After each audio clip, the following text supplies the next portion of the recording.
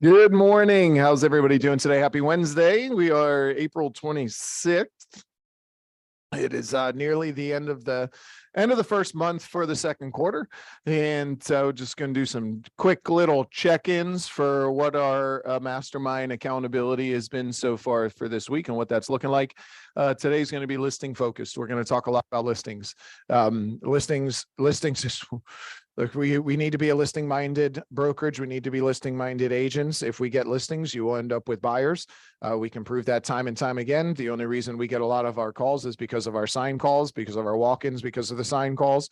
So if we don't have those listings, we don't get some of those other opportunities. So listings is what we really need to focus on. We really need to work towards having those conversations related to listings. Let's see. I want to cover our mastermind.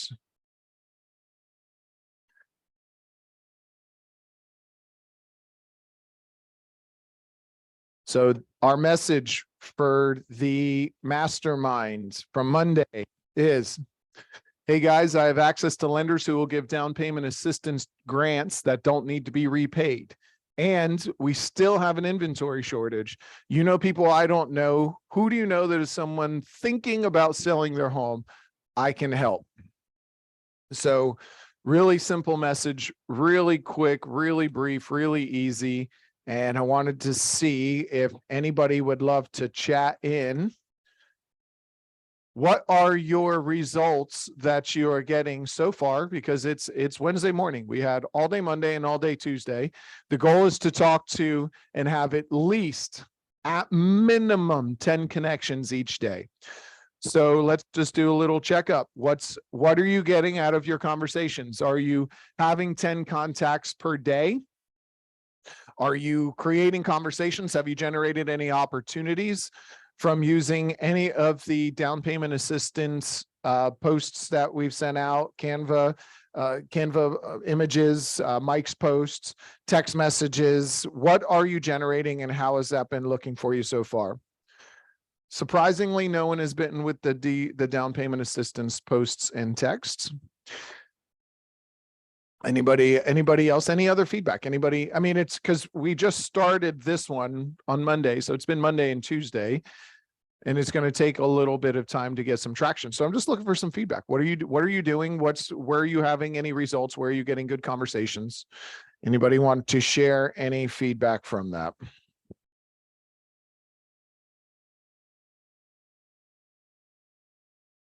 Raise a hand. Let me know if you want to type anything in, if you want to be unmuted. Just love to have some feedback from anybody. Been getting responses from investment seminar replays, though. That's excellent.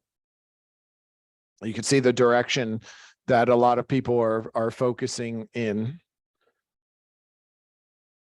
If they can create wealth from their investments, some people, like if you listen to Grant Cardone says, never own the home you live in, always rent.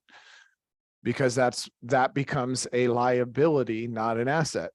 It's a liability because I have to pay that every single month. And I don't have anybody that's paying that asset or paying that down, making it an asset. So it becomes a liability. I only buy real estate that I don't live in because someone else pays for it and it gives me cash flow, and now it becomes an asset. So some people are focusing on that end of it. We have one buyer applying for the mortgage to buy a $310,000 home. There you go. So one opportunity in 2 days. Great. So look, the reality is, if you're putting this out there and you are texting these people and talking to these people, the whole point of this is to stay top of mind. The whole point is to have the conversations. The whole point is for you to interject yourself into their world, to interject yourself into their thought processes, because at some point you will have to intercept them in their process. If you're not telling them about any of the opportunities that are out there or any of the things that are happening out there, we don't know exactly what it is that's going to spark their interest. We don't know what it is that's going to make them see you as a valuable resource. So if we don't know what that is, that means we have to continue to throw more lines into the ocean to see if we can catch more fish. If I don't know what they're biting on yet, I'm not sure yet. Let's keep throwing out there. Let's keep casting the lines. And as soon as we know what they're biting on, then we can double down on those and do a little bit more. So you have to try to continue to intercept the people through their daily activities. Find out what it is that makes them think about their friends, their family, the people that are moving up, down, around, getting jobs, losing jobs, getting married, having kids, moving across the country, getting divorced. Find out what it is that's making those people, that gets them to click on your stuff or follow up with you. We don't know what it is. Simple thing that I mentioned yesterday. There was somebody went into a neighborhood and had a flyer, contacted Brooke, asked Brooke from Quick Quote Mortgage for a flyer for her open house, saying this home qualifies for a down payment assistance grant of up to 3.5%, never has to be repaid. Can get into a home with a little to no money out of pocket if you can some seller concessions. Went into the neighborhood and started talking to the neighbors about this home. Started talking to them about, well, how about you? Who do you know that might be looking to buy or sell? Also, this weekend is our open house. It's Pick Your Neighbor Day. If you know anybody that could use this to get into the home with little to no money out of pocket, let them know and come over. So, well, my daughter's actually going to be looking for a home, and this program sounds like it'd be right up her alley. So now he passes that on to his daughter, and his daughter goes to the open house, doesn't buy that house, but buys a house with this agent who interjected herself into their life, into their world. The crazy part is, and the odd part is, that homeowner bought that home using an agent. He used an agent when he bought that home. The numbers are like 93 to 94% of all homes are bought using an agent, and the number keeps going up every single year. Bought or sold using an agent. The consumers are using real estate agents. So that guy used an agent when he bought that home. Where was that agent when his daughter needs to buy a home? That agent was not reaching out. That agent was not sending out down payment assistance flyers. That agent was not texting them, emailing them, mailing them, following up with them, put them on preferred client club. That agent was not doing those things. So they allowed someone else to interject themselves into their world. Anybody at any given time can walk into any market and become the master of that market and take over any one of your neighborhoods. Any agent, I don't care, experienced, new, does not matter. Anyone at any time can walk into your sphere, can walk into your farm, can walk into your anywhere, and they could take over your business. I don't care how loyal you think your friends and your family are. We've all had an experience where our friends and family use someone else. And that's why it's so imperative. And that's why the masterminds and the messages we're asking you to send out are just no objections. It's literally just, I'm trying to help more people. Who do you know that I can help?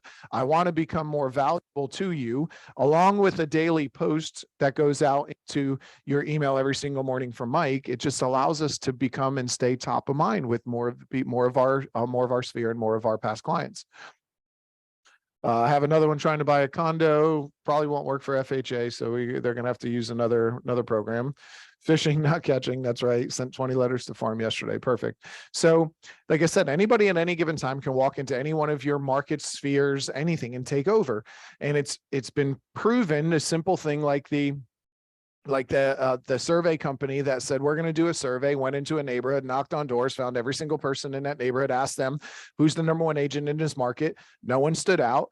They went and they did an 8-week mailer, one mailer every week for 8 weeks. And the person that they promoted was a fake, made up real estate agent, never sold a home in their life, didn't even exist. That person was now noted as the number one agent in that market. And if that's all it took was a mailer every single week for 8 weeks, imagine how much you could do if you are doing a mailer, a phone call, a text, a social media post, an event, an open house, and talking to everybody in there. You will become the expert of that market. And that's why I keep saying anybody in any time can walk into any market and take over. And I just need you guys to be a little bit more vigilant about your spheres, about your past clients, about your neighborhoods, and really become the master of them and take them over. All right, so let's go ahead and jump, and we're going to talk just a couple points we'll square away talking about the quality of your life is determined by the quality of your decisions. Anybody believe that? I truly believe the quality of your life is determined by the quality of the decisions you make. The quality of your decisions come from the quality of your thoughts. Quality of your thoughts come from the quality of the questions that you ask yourself about any given situation. So you're one decision away from having a completely different life. Just one decision. You can make one decision and it could completely change your life. Anybody ever have a moment? Can you think of a moment where you made a decision and it completely changed the trajectory of your life? If you don't mind, say yes or raise a hand. You can think of one moment in your life, one decision that you made that completely changed the trajectory of your life. Completely. If you did not make that decision, I can't tell you where I would be, what I would be doing. I know that that decision right there. And some of us, you think, was it an easy decision? Was it a hard decision? It's going to be different for everybody. So we're all that one decision away from having a completely different life. So can anybody think of a decision? Well, I'll get that in a minute. The quality of your decisions is determined by the quality of the questions that you ask. Ask better questions, get better answers. Get better answers, make better decisions. Make better decisions, get a better result. So you have to start asking yourself better questions. What are the questions you typically ask yourself on a daily basis? What are the questions you typically ask yourself? Can you think of any of them that consistently come up over and over again that are somewhat disempowering, but they're consistent? You know that you ask yourself and say these in your head and run them through your head over and over and over again. What are they? What are some of those questions? Why do I always keep doing this? Why do I feel this way? God, why did I drink so much last night? Why didn't I go to bed at a different time? What in the hell am I going to do about this? This is never going to change. I can't do this. Like, what are some of those questions that consistently run through the back of your head? You may not feel like they're conscious things, but you can feel the energy that comes from that question or that comes from your subconscious, and you feel like you made a bad decision, or you feel like you need to change something. You just don't know what it is. So one of your big decisions was jumping into real estate, 100% commission career. And in my whole life was a constant salary. Exactly. So, that's something else. But from those decisions, from those questions that you ask, you make better decisions. Like, so I've always felt like, work has always been a laborious thing for me. I felt like I had to be exhausted at the end of the day to feel like I earned my paycheck and earned my income. It was something that I created in my identity. I grew up in a family with restaurants. So we had lots of businesses, mostly restaurants, but owned property and, bought and sold businesses and things. So working inside those businesses as a kid and as a teenager and, through life, I started to feel like the only way I was worthy of the paycheck, of the income, was if I was exhausted at the end of the day, because everything I associated to work was work. This has got to be work. You got to get in there and you got to kill yourself and you got to bust your ass. And that's the only way you're going to make a good living. And then you get into real estate. It's not that we don't work. We work, but I started picking up the phone, and instead of being on my feet for 10 to 12 hours till 6 a.m. working behind a bar or doing things like that, I was able to pick up the phone and make phone calls. So I could be comfortable. I could pick up the phone and talk to people and do something that I naturally did anyway inside all of the restaurants and the bars and everything that I worked in. And I can have those communications with people, but I was just picking up the phone and talking to them. And after the first couple of days of calling people, I had some really good conversations. After the first week, I set an appointment. After the first month, I had put a listing on the market. And I'm like, I started to change my identity around what work meant. All the questions and statements I said about what it meant to earn money and to have to work your butt off and feel like you are physically exhausted at the end of the day, I started to change that. So I was asking better questions. So, wow, how much more could I do of this? And how easily could I replace the income for that to be able to started asking different questions? How many more would I have to do every day? How often would I have to do it? What do I have to do to become better at these things? How can I sharpen my skills? I started asking better questions rather than, I don't know what to do. What the hell am I going to do? It's never going to work. How am I going to get this to work? And started asking different questions that got better results. Questions determine what something means to you. What something means to you will determine the decisions you make. The decisions will determine the actions and results. Those actions become habits. Habits become your future. You are one decision away from a completely different life. You make one decision, that one decision spurs you into a different action. That action creates a different result. And from there, you see, well, okay, I probably could do this. And you start asking better questions and making better decisions, having better thoughts. And then next thing you know, it starts flowing and you create better opportunities. Will today be a day that you make a decision that could create a completely different life? What's one decision, if anybody would love, I'd love if you can share, what's one decision you can make today that you feel could completely change the trajectory of your life? What's one decision you can make today? What is one decision that you've been holding on to? One thing you've been holding on to, one decision you've been holding on to that you haven't done, that you haven't made, that could completely change the outcome of your day, your week, your month, your year, or even your life. Anybody have a decision that you need to make and that you haven't decided on yet and you haven't taken the action on? Anybody have one they want to share? Anybody have one they want to share privately? Send it to me. Send me an email with a decision. That this is a decision that I will just knowing that that's a decision that you need to make, and knowing that you shared it with somebody could help to start hold you accountable. And I could send you a couple things, and I can send you a couple questions, and we could chat a little bit if you wanted to, and we can create different outcomes. Weekly mail-ins you talked about, that could literally change how my family is going. Yep. Start my paperwork to pre-approve to see where I stand for a second house. I need to do this now. Please connect with me further. Absolutely. Just send me an email. Send me an email with just a brief description of a decision that you need to make and that you've been wanting to make, but something's been holding you back. And we'll hold you accountable and we'll get you to that. WIPA, start my paperwork to pre-approve to see where I stand for a second house. You need to do that today. How can you be an advocate for a consumer to buy an investment property, to change their life, to create a better future, without you going through that process yourself? I know you've bought a home. I know you own a home, but I'd love for you to take those first steps. What's stopping you? There shouldn't be anything stopping you, especially if you get in and you qualify for, if you go to try and buy a primary residence and make your primary now an investment property, you can qualify for one of the FHA down payment assistance programs. Little to no money out of pocket, get into a second primary residence, turn your primary residence now into an investment property. Or you have the 20% down and you buy an investment and use a DSCR loan, and it's going to qualify based on the rental income. It doesn't matter what your income is. All you need is a credit score and a property that will cash flow, or at least have, a 1-to-1 ratio of rent to mortgage. Creating a morning routine that gives me structure and direction. Good. So creating a morning routine that gives me structure and direction. If you want help with that, send me an email. I would be happy to give you a few things that you can do to start doing that. A DSCR loan, a debt service coverage ratio loan. So you can qualify if you have a 620 credit score or better. Some of them, depending on the lender, sometimes they want higher.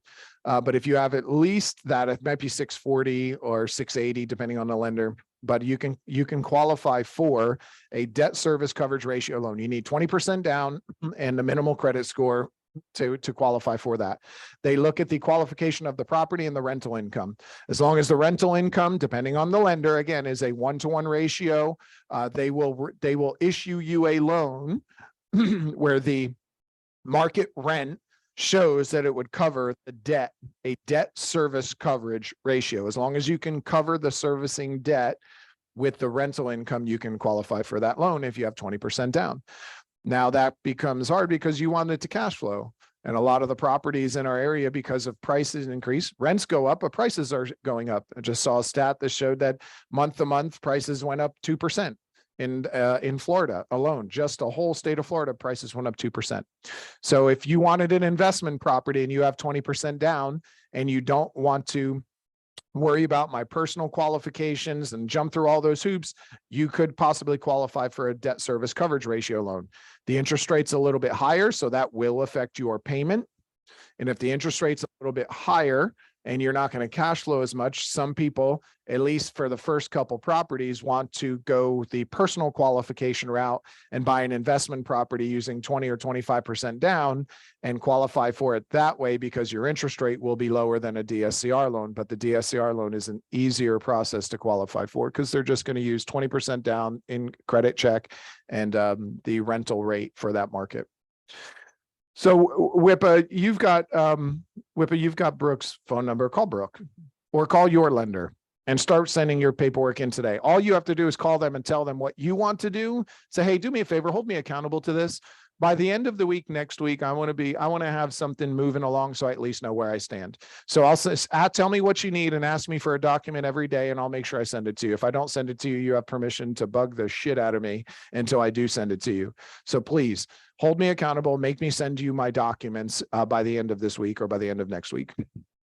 All right, so we're going to talk about listings and following this process. And so if you don't have anything that you do more than once every single day, anything you do more than once, anything at all more than once a day, you should have a process. Anything at all. So listings, if you plan on being a listing agent, if you plan on being a buyer's agent, if you plan on doing anything, you should know a process.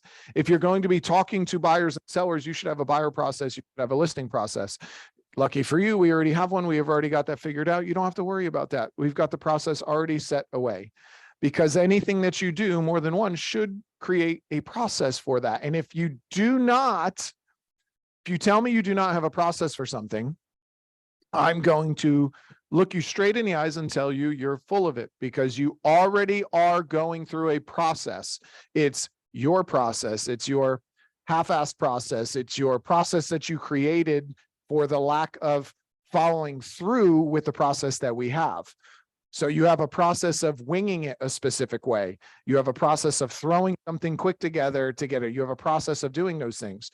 So you already are following a process. And if you want to be successful, you should probably implement a process that's going to create a better and dictate a better result. And we can do that by first starting off with a simple formula.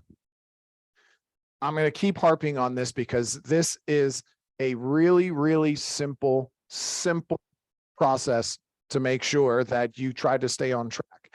And guess what? You're going to fall off a little bit here and there. You're not going to be as focused sometimes. You won't take the same kind of action. You'll stop tracking and measuring. But if you put all of these things in place, you will create the outcomes that you want. This is a simple formula, a simple success formula. This is how you can get anything that you want. We talk a lot about clarity and focus. Clarity and focus, action and accountability. This is the simple process for clarity, focus, action, and accountability. You have to be absolutely 100% clear and focused on what you want. Know what you want and know why you want it. First two steps. Anybody who is successful, you can go through this process at any point in time in your life. When you've been successful or you felt successful, all of these things have been in place.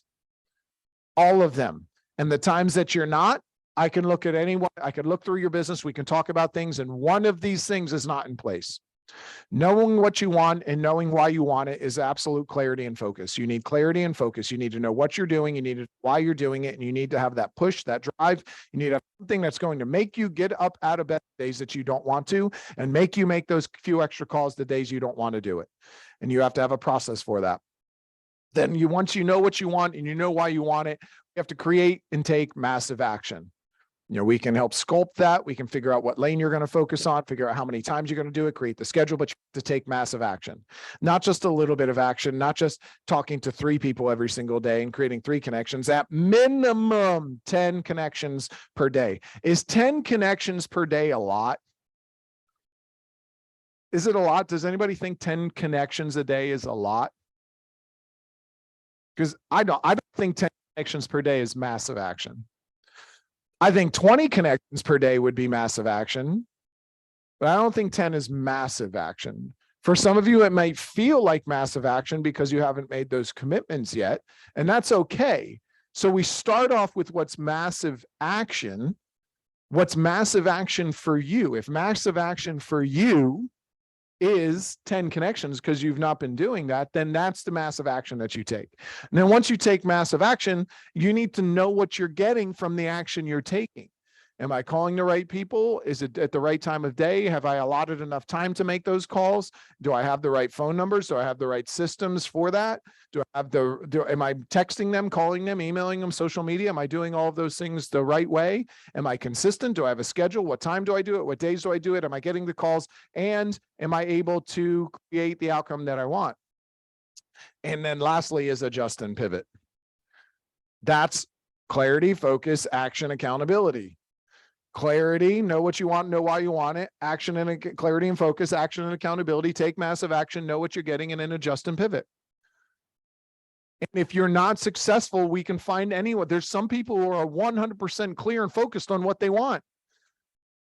But they are running east searching for a sunset. Can you understand how being 100% clear and focused on what you want, knowing exactly what it is that I want that sunset, I want to see that beauty of that sunset, but you start off driving and running east. You took massive action. I am going all in on this. But you didn't sit down and know what you're getting and then pivot and adjust from there. So it's not just enough to know.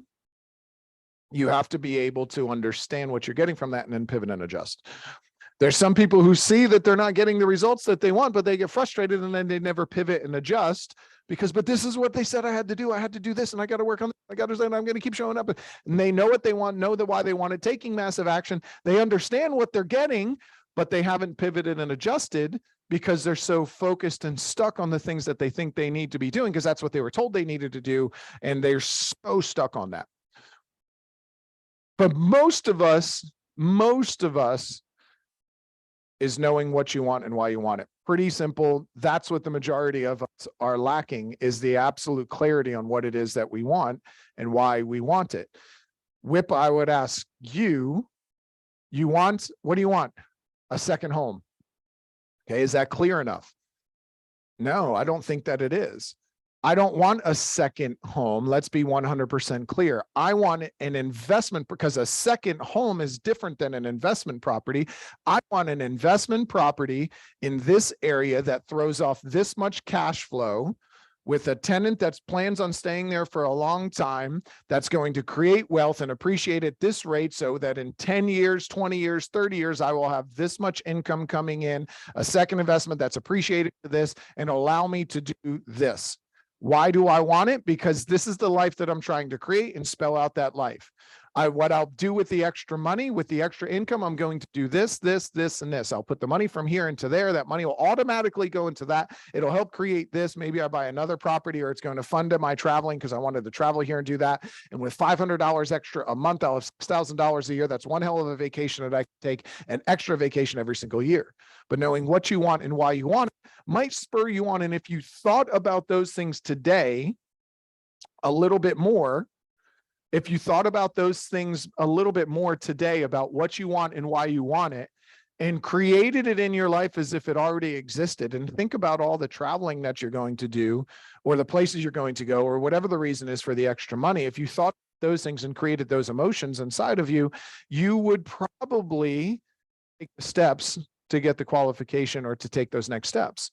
Because you knew what you wanted, why you wanted it, recreated that emotion, felt like you were already there, got really excited about it and took those steps.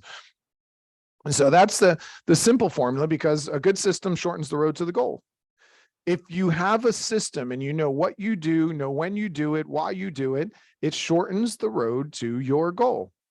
Rather than having to wing it and shoot aimlessly at things that aren't there, pick a target, get really zeroed in, have the right tools, have the right coaches, the right trainers, and shorten the road to that goal. Here's our listing process. So if we want to shorten that road to the goal, follow this process. Really simple. Try and make it easy. A bunch of P's. Practice. Prospect. Pre-qualify. Preview. Pricing and research. pricing analysis, strategic pricing analysis, pricing and research, present,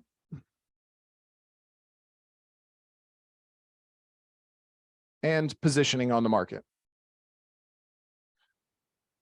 Really simple. Practice and prospect. I say it all the time, so most of you probably caught on. Practice makes what? Practice makes perfect. Wrong. Who here is perfect? I know no one is perfect. And if you reach perfection and you're perfect, that means there's no more room to grow. Because if everything is perfect, nothing needs to change. And if you're not growing, you are dying. So in my opinion, there's no such thing as perfect. I don't strive for perfection. I strive for progress, because if I'm getting better every single day, that is my goal. Better every day. So practice doesn't make perfect. Practice makes progress. If we're consistently practicing the right way to do things every single day, we will consistently be making progress. And progress equals happiness in the end, but progress will equal, in this instance, confidence and competence. So if you practice, you will create progress. If you create progress, you will start to build confidence and competence. If you build confidence and competence, you will get the results that you're after, which will breed happiness. Think about it. You are not happy with something, a certain area of your life.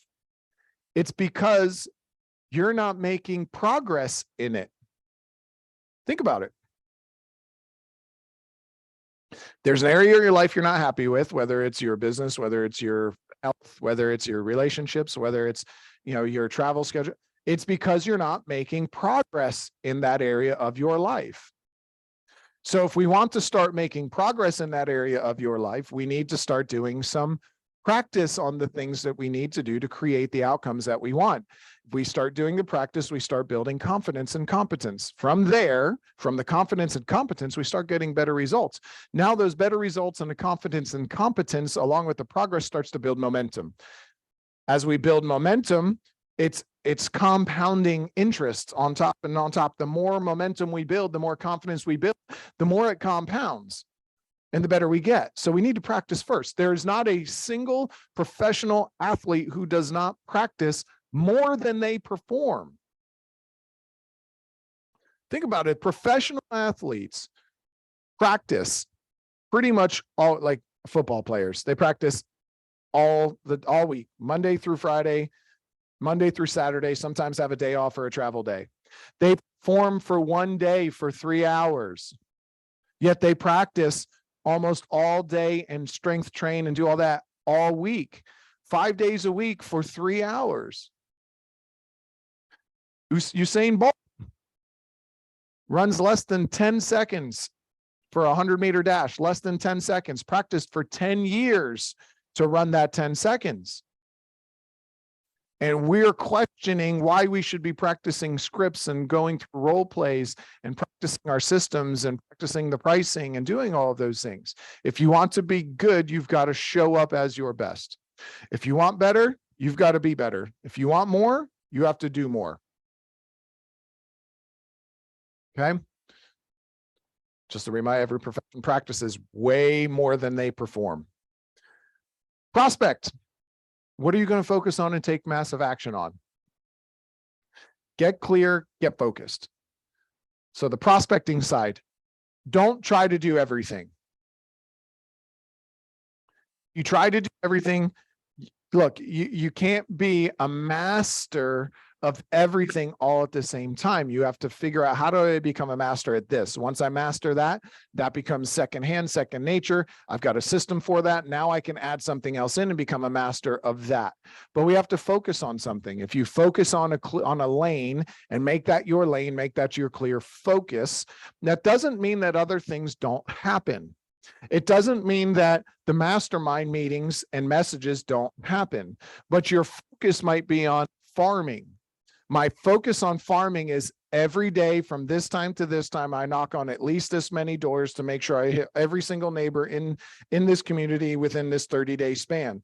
I also have a list of their phone numbers. Whenever a new listing comes on the market, I go through and I text or call every single person, one-to-one text or phone calls about the new listing and how it may have affected the value of their home, and hope they have a great day if you'd like to discuss that. I also send them an email of all the new listings. I have them set up on neighborhood news. Whenever an open house comes up or a listing comes up, I contact the agent, no matter what company they're with, to see if they'd be willing to allow me to hold an open house so I can go knock on all the doors in this neighbor. That is becoming focused on my farm. It doesn't mean I can't spend an hour a day sending a simple text message from the mastermind. I'm just not focused on the mastermind. The mastermind is, yes, I need to do that. I will get it done because my sphere deserves to be heard, deserves to hear from me. So I'm going to keep doing that. So pick a focus, create a business plan around that focus. There's things that still need to happen. They're just not your primary focus. They will still get done and you still do them, but your primary focus has got to be that lane.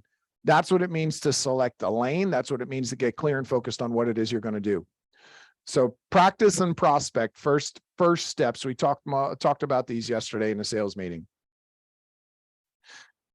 So once you practice and prospect, somebody comes to you and says, hey, you're practicing, you're prospecting. Somebody says, I want to do business with you, or I need to, I really just found out that I got to do this and we got to move and I got a new job and I got to sell my home. Now what? Now what do? What's the next step in your process? Take control. I would say that's the first thing you should do, because we're going to pre-qualify them, but you need to take control. From the very beginning, take control. Let there be no question who's leading this charge. I need to sell my home. Awesome. I'm so glad you reached out to me.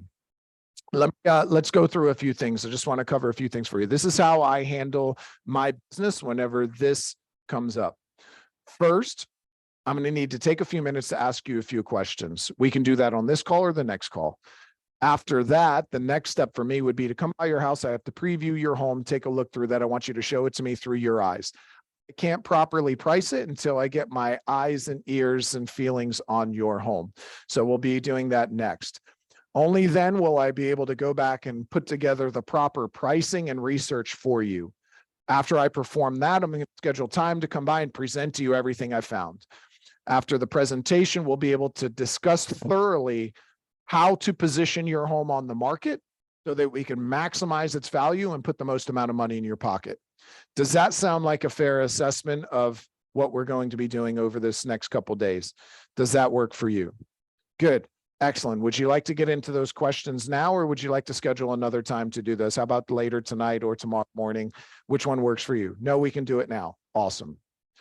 But if I take control of the situation from the beginning, they know that I'm a professional. This is what's going to do. I set the expectation. I don't care if you've sold a home before. How many times have you worked with a seller who says, oh, man, it's been a long time since I've sold a home. What's the next thing? Or, oh, I don't remember them ever asking for these things or doing this or going through that. You need to set the tone and the precedent as a professional who's going to be handling the process. This is how I handle my business. Let me tell you the brief walkthrough of how it's going to go. First, we're going to need to do this. Next, we'll do that. Next, we'll do this. All right. As we're communicating, I'm writing. As I hear them talk, I'm writing down. I'm writing all the notes. This is even before the pre-qualification. If I'm just asking them questions, I'm listening to what they're saying. I'm listening. Is there anxiety in their voice? I'm listening if they're saying a lot of visual words, if they're auditory words. I'm listening if they're talking about a lot of stats. I noticed a neighbor sold for this and it was on market for that long, but they had a roof and they this, and I put this much in my house. I'm starting to take notes on that because they're very, very detail oriented around gathering information. I'm starting to listen to all that and taking notes so I can identify who they are right from the get-go, right from that call. So then as they're also going to be talking to me and about this process as I'm telling them the breakdown of why they have to, whether, they're moving, they're doing this, they're telling me about their kids, or I already know certain things about their kids, about their jobs, about their dogs, about their house, what they've done. They're going to start talking about those things. I just got to start taking notes. So I'm just paying attention, to job, family. Why are they moving? Are they stressed? Are they excited? Are they sad? Because I don't want to call them back and be like, I know it's just an exciting time for you guys. And they're like, no, we don't want to move. We definitely, I need to be aware. So I'm paying attention to all those things. These are things that seem like common sense, but so many of us, when we hear I need to list my home, blank and forget about how to interact with people. Next is your pre-qualification. So this is the first step, pre-qualification, ask questions. This is a question and answer session. All I'm doing is asking questions because I want to get them talking.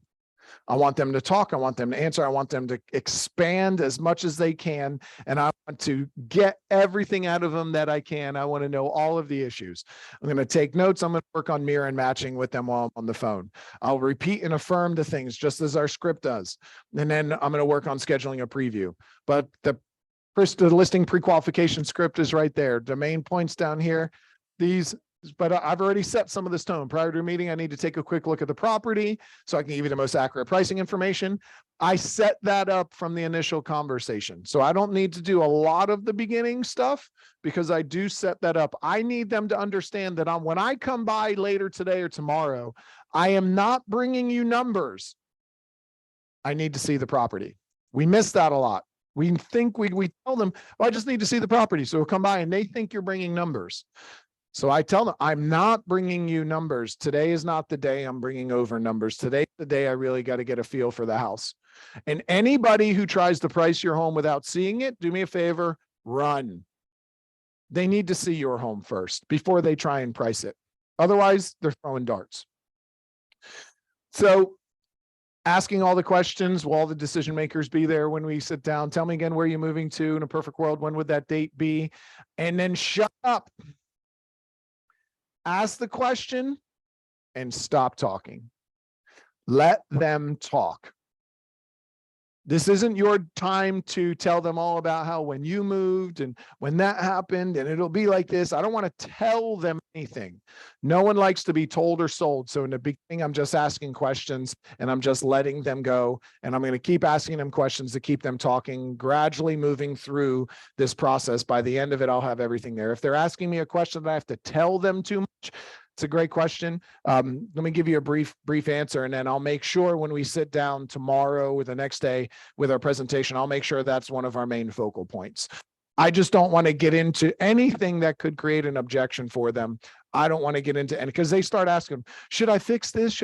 Let's take a look at the property first. That's a great question. Once I'm able to see the property and see what everything else is selling for, then we can really have that discussion when they sit down to present. Then we do a preview. Make sure that when we set the time for the preview during the pre-qualification, that we're telling them, again, this is only a preview at home. It's going to be a brief preview. I'll just literally just going to walk through. It shouldn't take more than 5 to 10 minutes. I want you to show me the property through your eyes. I will not be bringing numbers. We won't be talking about price. It's literally, I need to see the home through your eyes before we can properly price it. Bring a copy of the listing agreement filled in. It's a Mike Ferry thing. Bring everything filled in, drop it off. We've had instances where we've brought a copy of the listing agreement to them. And when we bring them a copy of the listing agreement, you show back up for the presentation and everything's already signed. And you don't have to go through all of the rigmarole of it. We just need to focus on the price. So bring all of that. You can easily accomplish this through Moxie and through Dotloop very easily. You can send it over as an email before you go, along with sending the listing presentation, sending over the preview, the C21 Baggins presentation after your preview. You can easily set this tone right from the beginning, showing them that you're a professional. In Moxie, there's a listing presentation with no comps. That is your pre-listing preview presentation. Send that over after the preview or before the preview. Either is fine. It's going to set a tone for professionalism. You got your pre-listing package. Ask the seller to show you the property and point out any of the main points. Not your time to give objections. Everything is fine. Looks good. Everything's fine. That's good. No objections. No, the paint doesn't suck. It doesn't smell. Don't make no objections. I don't want to piss them off, because I don't care how good of friends you are, you're going to set a tone that might get them in the wrong state of mind. Now they're looking at you as somebody to object to, somebody who butts heads with them or is going to bring issues to them or make them do more work. And somebody else may come in and say, no, it's fine, it's good, it's this, that, da, da, da, da. But then their price comes out and the price isn't good and they kick them out. All we're doing is building rapport, asking more questions. Stop talking. Let them talk. Show it to me through your eyes. Tell me some of the things that you've done. Ask them if it's okay to take pictures. Don't worry, I use a professional photographer. These pictures are for my mental notes for when I sit down and do the pricing so I can properly compare. Do you mind if I take some photos of some of the rooms while we're here? Again, asking permission puts you in charge there. Just don't talk pricing. They'll mention about the neighbor's home who sold down the road. Take pics and notes. Absolutely. Bring a notebook. If you write, you invite it to memory. 100%, Lauren. Do not talk pricing. If they talk about the neighbor's home was sold 2-3 doors down, it's great. Yeah, I think I did see that one as well, but I'll really dig into the pricing now that we can see how you compare to that. Is there anything else you wanted to note about your home compared to theirs? Yeah, we this, we that, blah, blah, blah. Take those notes. I need to know everything that you think, or every reason you think you're better, every reason you think that they're worse, whatever the case is. Ask those questions. Leave the 11 questions to ask your realtor at the preview, because at some point, if they're interviewing you, there's a good possibility they're interviewing somebody else. The 11 questions to ask your realtor is in Dotloop. It's also in your Moxie presentation. Send them the Moxie presentation. The 11 questions are in there. When they have those 11 questions, if they happen to talk to another agent, they will have some talking points to try to eliminate them before you even got to that. So that's your preview. Pricing and research. So you can use your Moxie. It has all of this built in. You can go old school with your SPA and your cost estimator. You can do both.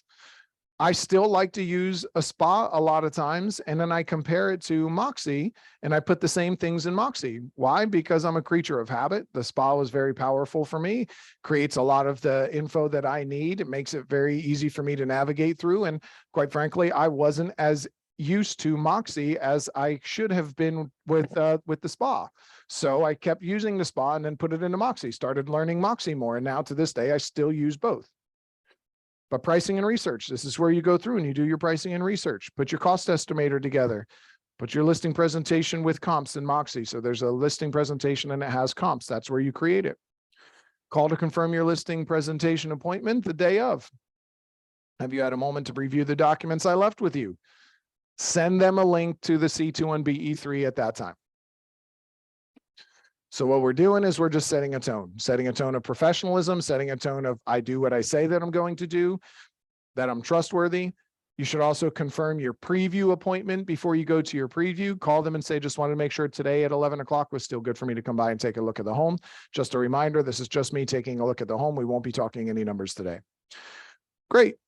Wanted to call and confirm our appointment for tonight at 6 and want to make sure that all the decision makers will be at the property. I'll be able to come by and present everything to you this evening. Are we still good for tonight at 6? Yes, perfect. I'm going to send you a quick link.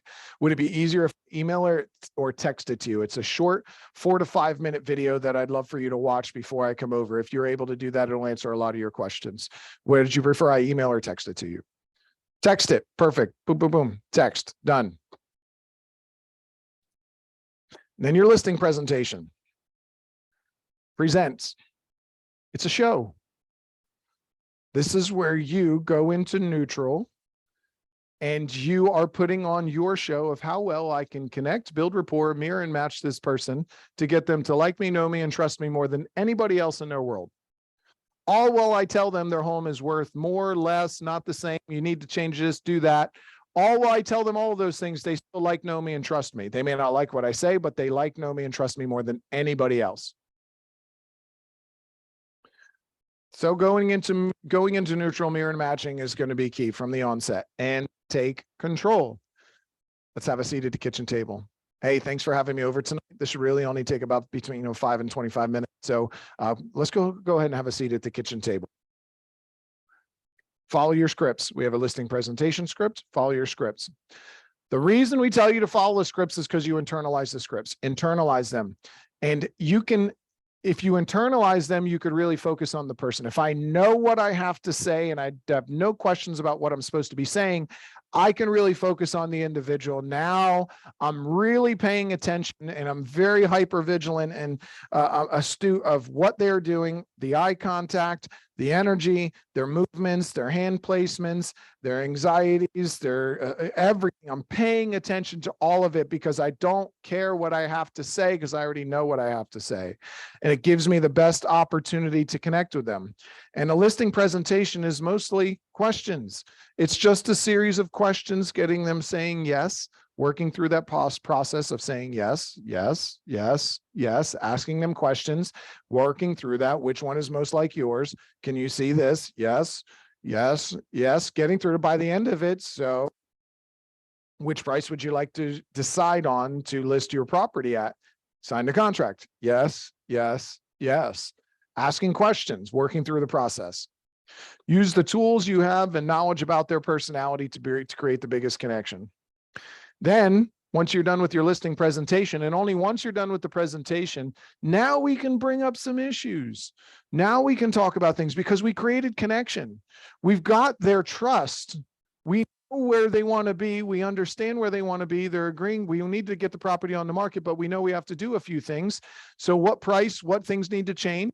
So then depending on the price point they need to be at, the money they need to put in their pocket depends on the things that they'll need to do, should do, must do.